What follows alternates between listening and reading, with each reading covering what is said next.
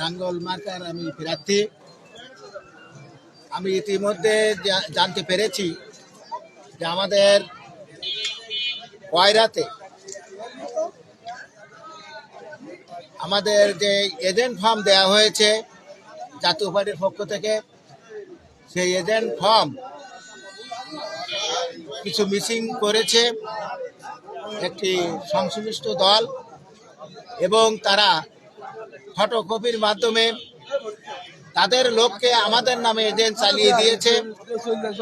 বিশেষ করে আমি ইতিমধ্যে 4টি সেন্টারে কয়রাতে আমাদের কয়রার উপজেলা আহ্বায়ক জাতীয় পার্টির মোস্তফা শফিকুল ইসলাম কেন্দ্র ঘুরে পেয়েছে যে সেখানে আমাদের লাঙ্গল প্রতীকের এজেন্ট সেজে বসে আছে জামাতের কিছু লোকজন। ইতিমধ্যে 4টি সেন্টার থেকে রিটার্নিং অফিসাররা তাদের এই নকল এই এজেন্ট ফর্ম পেয়ে, ফটোকপি এজেন্ট ফর্ম পেয়ে তাদেরকে বের করে দিয়েছে। কয়রার প্রতিটা সেন্টারে আমি আমাদের যারা ওখানে ব্যক্তিরা রয়েছেন তাদেরকে আমি বলেছি প্রতিটা সেন্টারে যাওয়ার জন্যে। আমি অবাক হয়ে যাচ্ছি, জামাত ইসলামীর মতো একটি দল কি করে নকল করে ফটোকপি করে একজন প্রার্থীর এজেন্ট সাজতে পারে, এইটি অবাক করে আমাদের। আমি সংশ্লিষ্ট কয়রা থানার সহকারী রিটার্নিং অফিসার এবং ইউনোকে আমি অবহিত করেছি যে সমস্ত সেন্টারে জাতীয় পার্টির প্রার্থীর স্বাক্ষরিত এজেন্টের নামে ফটোকপি করে জামাতের ব্যক্তি সহ অন্য আর কোনো দলের যদি কোনো ব্যক্তি সেখানে থেকে থাকে, আমি তাদের সমস্ত এজেন্ট ফর্ম ক্যান্সেল করে জাতীয় পার্টির আমাদের যে এজেন্ট দেওয়া হয়েছে তাদেরকে আমি সংশ্লিষ্ট কর্তৃপক্ষের দাবি জানিয়েছে তাদের দায়িত্ব পালন করতে দেওয়ার জন্য।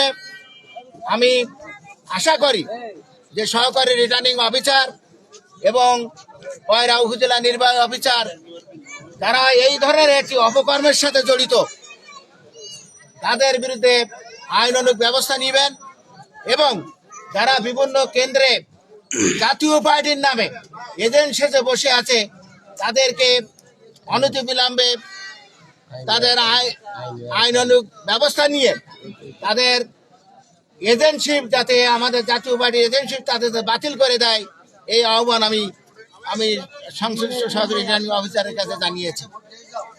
আমি বিশ্বাস করি যে আজকে একটি নিরপেক্ষ নির্বাচনের মধ্য দিয়ে জনগণ যাদেরকে চাইবে তারাই নির্বাচিত হবে। আমরা মুক্তিযুদ্ধের সপক্ষের শক্তি, স্বাধীনতার সপক্ষের শক্তি, আমরা লড়াই করে চলেছি। আমাদেরকে জানেন যে আমাদের কোনো স্পেস দেওয়া হচ্ছে না, আমাদের কথা বলার সুযোগ দেওয়া হয় না, আমাদের ব্যানার ছেঁড়া হয়, আমাদের ফেস্টুন ছেঁড়া হয়। তারপরেও শুধু গণতন্ত্রের স্বার্থে, নির্বাচনের স্বার্থে আমরা এখনো পর্যন্ত নির্বাচনে আছি। কিন্তু আমি মনে করি খয়রাতে যে ঘটনা ঘটেছে এই ধরনের ঘটনা পাইকেসাও কোথাও ঘটে থাকে, আমি পাইকেসার সহকারী রিটার্নিং অফিসার এবং পাইকেসা উপজেলা নির্বাহী অফিসারের কাছেও আমি সাংবাদিকদের মাধ্যমে আহ্বান জানাতে চাই যে এই ধরনের কোনো ঘটনা হলে তাদের যাতে করে বহিষ্কার করা হয় এবং আইনানুগ ব্যবস্থা নেওয়া হয়।